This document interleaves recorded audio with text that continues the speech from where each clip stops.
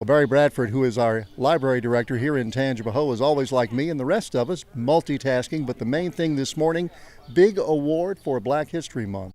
Yes, indeed. Every year we award the Community Service Award for an African American in our community who's done a lot of service.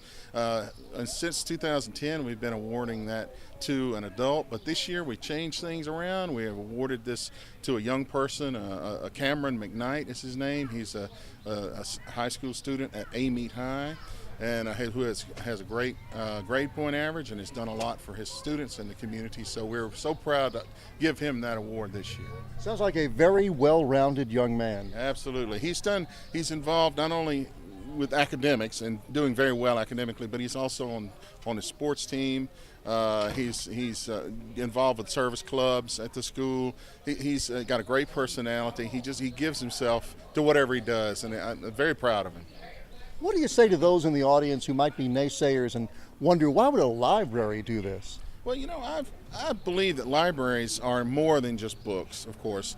We're more than just a place where we give out information. I think we're a gathering place, a meeting place. We're a place where people can gather and discuss ideas. We can be a forum for our new ideas.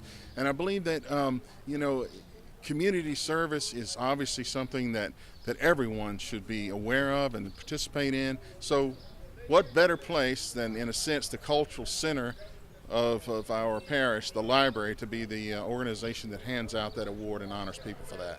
One of the things I'm seeing on a Saturday morning is just the traffic in and out of this Amite Library. And for example, the Oyster Festival Committee was able to hold a meeting here. In fact, meet with Parish President Robbie Miller, their Grand Marshal, with his wife Donna.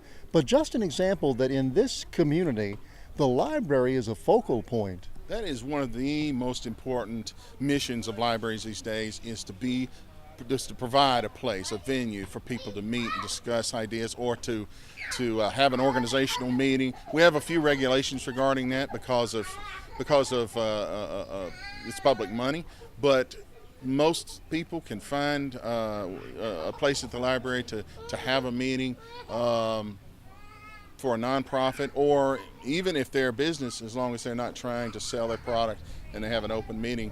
We welcome everybody. We want to be the place to go. We really do. Now, Hammond has a big library, but the point about Hammond I always think about is there's so many alternatives. The entire southeastern campus, Hammond Square, what a list. Whereas in Amite, not so much. And towns like Kentwood, boy, the library really fills a void. I believe you're right. I think we could have an even greater impact in Kentwood than we did here, because there isn't a lot of opportunity to find places to meet, to have opportunities to have programs.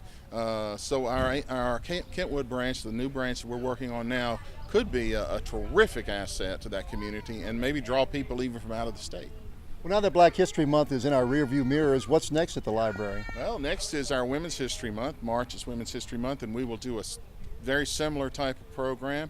We are asking people in the community to nominate young women in middle and high school who have been great servants and have great grade point averages. And we already have a number of nominees. There's a committee that's going to select one of those nominees, and we'll have a program just like today where we honor that young woman, give her a plaque, and we have a reception, and we just want to make sure that the community knows what she's done is being recognized.